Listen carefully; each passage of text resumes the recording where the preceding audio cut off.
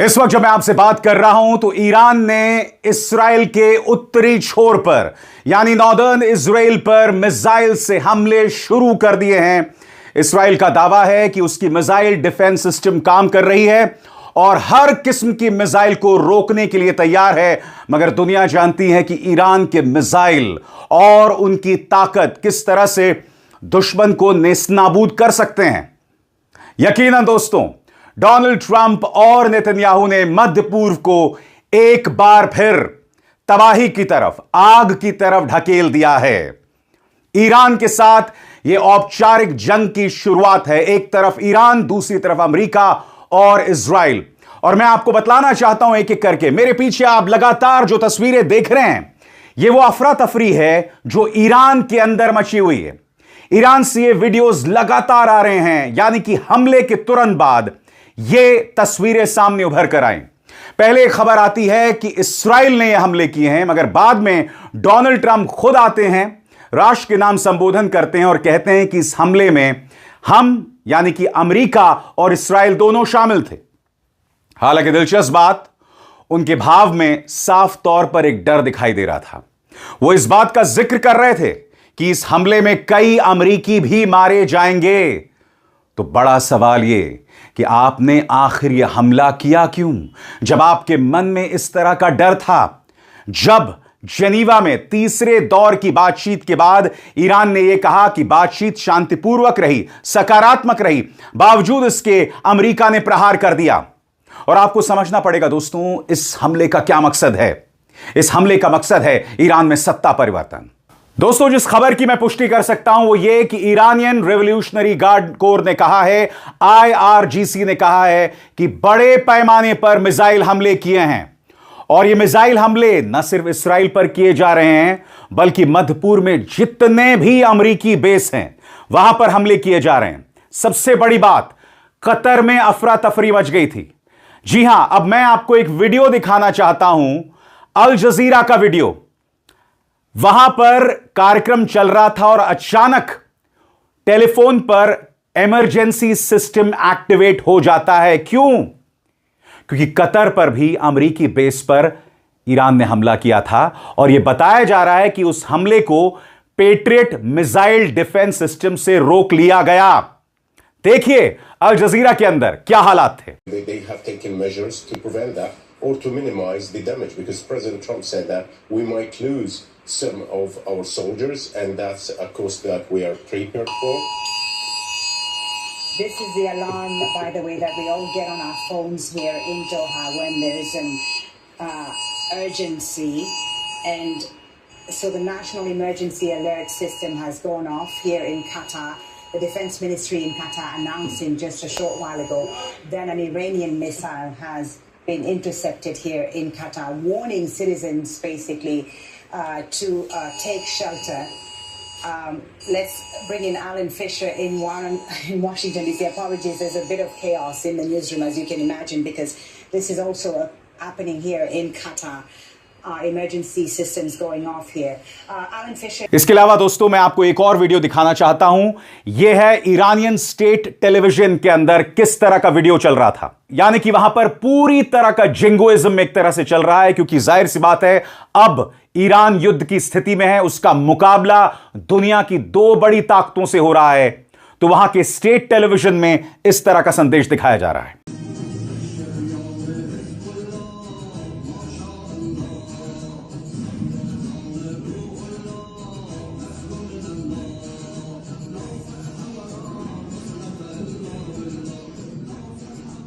इसके अलावा इसराइल ने भी अपना काउंटर प्रोपेगेंडा शुरू कर दिया है। उसने एक वीडियो जारी किया है जिसमें एक औरत जो है वो बॉम्ब शेल्टर में जाकर छुपती है। मगर वो वीडियो आपको दिखाने से पहले जो बात मैं आपसे कहना चाहता हूं कि ये युद्ध एक नाजायज युद्ध है, क्योंकि बातचीत चल रही थी, बावजूद इसके ईरान पर हमला किया गया, जो गलत है, गैर वाजिब है। और फिर इसराइल इस तरह का प्रोपेगेंडा जारी करता है जिसमें एक औरत को बहुत ही बुरी स्थिति में बताया जाता है। देखा जाए। Hi everyone, I'm in Israel. We just got the sirens and went down to the shelters. I guess it started. I will keep you updated. I'm Israel Chai.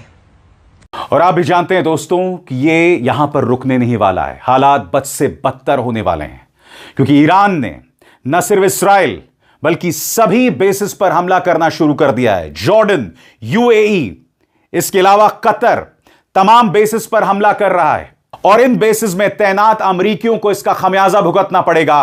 और नेतन्याहू और ट्रंप दोनों ने कहा है, जैसा कि मैं आपको सुनाऊंगा, कि इसमें अमेरिकी जानो माल को नुकसान होगा, बड़ी तादाद में इस्राएली भी मारे जाएंगे। सबसे पहले सुनिए और महसूस कीजिए डोनाल्ड ट्रंप के डर को, जब वो कह रहे हैं कि इस जंग में कई अमेरिकी भी मारे जाएंगे। सुना जाए। Just imagine how emboldened this regime would be if they ever had and actually were armed with nuclear weapons as a means to deliver their message. For these reasons, the United States military is undertaking a massive and ongoing operation to prevent this very wicked, radical dictatorship from threatening America and our core national security interests. We are going to destroy their missiles and raise their missile industry to the ground. It will be totally, again, obliterated. We're going to annihilate their Navy. We're going to ensure that the region's terrorist proxies can no longer destabilize the region or the world and attack our forces and no longer use their IEDs or roadside bombs, as they are sometimes called, to so gravely wound and kill thousands and thousands of people, including many Americans. And we will ensure that Iran does not obtain a nuclear weapon. It's a very simple message. They will never have a nuclear weapon.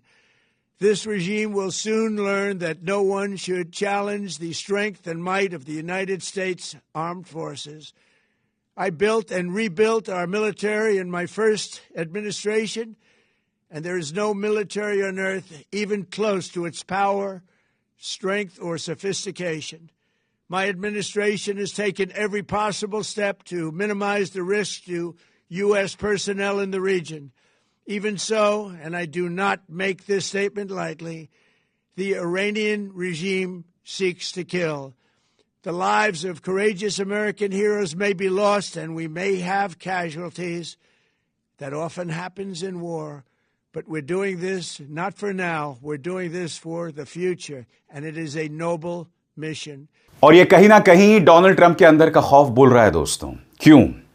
क्योंकि जब ईरानी हमले में बड़ी तादाद में अमेरिकी सैनिक body bags में वापस अमेरिका आएंगे तो इसका जबरदस्त राजनीतिक असर पड़ेगा। क्योंकि यह मत भूलिए, ट्रंप ने इस्राएल के साथ मिलकर यह जो हमला किया है, ना उन्हें अमेरिकी संसद की इजाजत मिली है, अमेरिकी कांग्रेस ने इजाजत नहीं दी है, संयुक्त राष्ट्र सुरक्षा परिषद ने भी इजाजत नहीं दी है।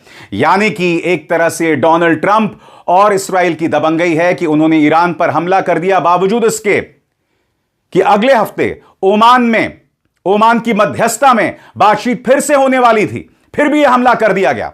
मैं आपको तस्वीरें लगातार दिखा रहा हूं दोस्तों, मेरे पीछे जो अफरा तफरी मची हुई है, और वो अफरा तफरी जो इस बात की बानगी है कि इस हमले का क्या परिणाम होगा।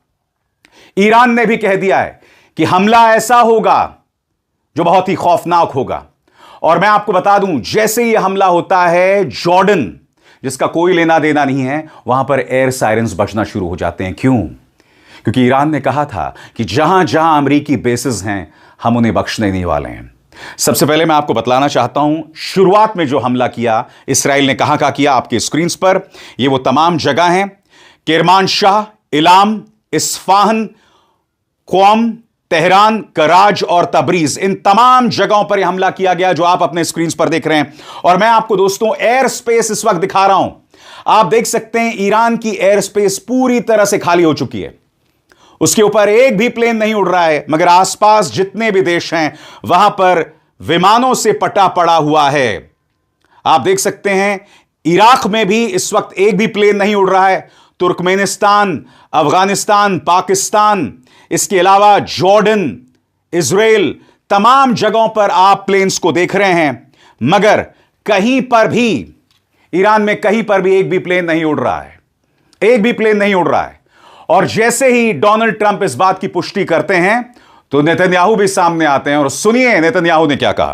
אחיי ואחיותיי, אזרחי ישראל, לפני שעה קלה יצאו ישראל וארצות הברית למערכה משותפת, מבצע שאגת הארי.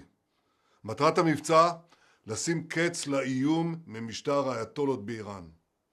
בשעה זו תוקף צה"ל מטרות של משטר הדיכוי, מתקנים של משמרות המהפכה והבסיס, ויחד עם צבא ארצות הברית, אתרי טילים בליסטיים שמאיימים הן על ישראל והן על כוחות ארצות הברית. מבצע זה יימשך ככל הדרוש. במשך 47 שנים קרא משטר הרשע באיראן מוות לישראל, מוות לאמריקה. הוא רמס את אזרחי ארצו. הוא הטיל מורא על עמי האזור. הוא פרס רשת טרור מסועפת בעולם כולו. הוא השקיע משאבים עצומים לפתח פצצות אטום ועשרות אלפי טילים שנועדו, כפי שהוא הגדיר את זה, למחוק את ישראל ממפת העולם. यकीनन दोस्तों, ये कहीं ना कहीं नेतन्याहू की जंग है, क्योंकि नेतन्याहू के प्रभाव में डोनाल्ड ट्रंप आ गए। वो डोनाल्ड ट्रंप जिन्हें दुनिया के नक्शे का अंदाजा नहीं है, दुनिया की राजनीति का अंदाजा नहीं है। हर गुजरते दिन के साथ वो दुनिया को तबाही की तरह ढकेल रहे हैं और इससे ज्यादा खौफनाक और खतरनाक बात कोई नहीं हो सकती।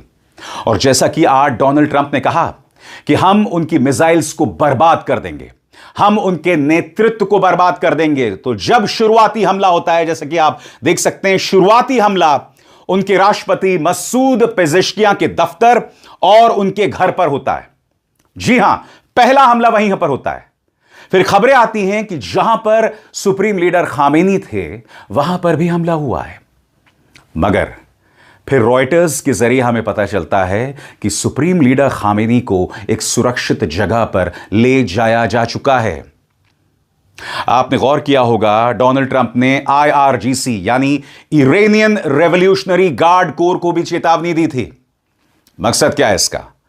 कहीं ना कहीं डोनाल्ड ट्रंप और नेतन्याहू इन हमलों के जरिए सत्ता परिवर्तन करना चाहते हैं, पूरे नेतृत्व को साफ कर देना चाहते हैं, खामेनी को मार देना चाहते हैं, मसूद पेजेश्कियां को मार देना चाहते हैं। मत भूलिए, और मैं आपको याद दिलाना चाहूंगा कि पिछले साल जब 13 जून को ईरान के परमाणु ठिकानों पर हमला हुआ था, जब 12 दिन की जंग चली थी, तब 3 बार सुप्रीम लीडर पर हमले की कोशिश की गई थी, 3 बार, मगर हर बार वो बच गए। और इस बार फिर ट्रंप और नेतन्याहू दोनों के निशाने पर सुप्रीम लीडर खामेनी हैं। और ईरान जानता है कि उनकी जान कितनी बेशकीमती है, कितनी बेशकीमती है, क्योंकि अगर खामेनी को कुछ भी हो जाता है तो जाहिर सी बात है वहां पर अराजकता मच जाएगी। मगर आप जानते हैं सबसे बड़ी त्रासदी क्या है? यहां पर ईरान पर हमला तो किया जा रहा है, मगर उसका विकल्प क्या? खुद अमेरिका को नहीं पता, क्योंकि रजा पहलवी, जिन्हें एक विकल्प के तौर पर देखा जाता है, जो वॉशिंगटन में बैठे हुए हैं, रजा पहलवी की बात करें तो वो ईरान में प्रवेश नहीं करना चाहते हैं। वो वॉशिंगटन में अपने पॉश घर में बैठे रहना चाहते हैं। उनका कोई मन नहीं है तेहरान जाके ईरान की गद्दी पर बैठना, क्योंकि वो कांटो भरा ताज है, मुश्किल है। मगर इसमें दो राय नहीं है दोस्तों, इन दोनों शख्सियतों ने, ट्रंप और नेतन्याहू ने, दुनिया को खतरे की तरह ढकेल दिया है, एक और जंग की तरफ ढकेल दिया। क्योंकि अब हमें देखना पड़ेगा कि ईरान पर हमला करने को लेकर जो तमाम देश चेतावनी दे रहे थे, UAE, सऊदी अरब, कतर, तुर्की, ये क्या करने वाले हैं? क्योंकि इन सब ने कहा था कि हम इजाजत नहीं देंगे। इनफैक्ट कतर ने तो कई अमेरिकी सैनिकों से यह भी कहा था कि आप हमारे बेसिस को खाली कर दें। अब देखना यह है कि ये तमाम देश क्या करने वाले हैं, क्योंकि देखिए ईरान का हमला पुरजोर होगा और हो रहा है। इस वक्त जब मैं आपसे बात कर रहा हूं, जब तक खबर आएगी ये सामने, हो सकता है ईरान एक बहुत ही खौफनाक हमला कर दे। मगर यकीनन ट्रंप और नेतन्याहू ने दुनिया को खतरे की तरफ ढकेल दिया। इसके अलावा मैं आपको बतलाना चाहता हूं, इस्राएल में भारतीय जो नागरिक हैं उनके लिए एडवाइजरी जारी की गई है। तेल अवीव में भारतीय दूतावास ने कहा है कि इस वक्त जो सुरक्षा स्थिति है उसे देखते हुए सभी भारतीय नागरिकों से कहा जाता है कि वो सतर्कता बरतें और सतर्क रहें। भारतीय नागरिकों से कहा गया है कि वो जो सुरक्षा के दिशा निर्देश हैं उनका पालन करें। वो इसके अलावा एक वेबसाइट बताई गई है दोस्तों, जो मैं चाहूंगा आप नोट करें, खासतौर से जो भारतीय इस्राएल में हैं। वो वेबसाइट है www.oref.org/ENG। इसके अलावा आपातकाल की स्थिति में एक फोन नंबर का भी जिक्र किया जा रहा है। ध्यान से सुनिएगा मैं क्या कह रहा हूं। +972 54 752 0711। इस्राएल में जो टेलीफोन नंबर है वो है +972 54 752 0711। ये उन तमाम भारतीयों के लिए हैं जो इस वक्त इस्राएल में फंसे हुए हैं। खबर यह आ रही है दोस्तों कि इस वक्त ईरान के जो परमाणु ठिकाने हैं वहां पर भी हमला किया गया है। यह खबर आ रही है कि एटॉमिक एनर्जी ऑर्गेनाइजेशन जो है ईरान का, और उसके अलावा कई सरकारी बिल्डिंग्स पर प्रहार किया गया है। यानी कि अमेरिका और इस्राएल न सिर्फ नेतृत्व को टारगेट कर रहे हैं बल्कि पूरी सरकारी व्यवस्था को टारगेट कर रहे हैं। अब मैं आपसे एक सवाल पूछना चाहता हूं, जब सरकारी बिल्डिंग्स को टारगेट किया जाएगा, जब इंफ्रास्ट्रक्चर को टारगेट किया जाएगा, और अगर मान भी लिया जाए कि पूरा जो नेतृत्व है ईरान का वो नेस्तनाबूद हो जाए, तो फिर राज किस पर कीजिएगा? गजा में हमने देखा 70,000 लोगों को मार दिया, वहां पर शमशान घाट जैसी मुर्दनी छाई हुई है। क्या अमेरिका और इस्राएल यही चाहते हैं? मगर उन्हें पता होना चाहिए कि उनके सामने ईरान है। दुनिया में जो पूरी मिसाइल सिस्टम है, ईरान का जो मिसाइल सिस्टम है सबसे बेहतरीन मिसाइल सिस्टम्स में से है। और मैं आपको बतलाना चाहता हूं दोस्तों, जैसे जैसे घटनाक्रम सामने आती रहेगी इस मंच पर मैं आपको पूरी पुख्ता जानकारी देता रहूंगा। यह मेरा वादा है। लगातार मेरे चैनल पर बने रहिए और अभिसार शर्मा को दीजिए इजाजत। नमस्कार।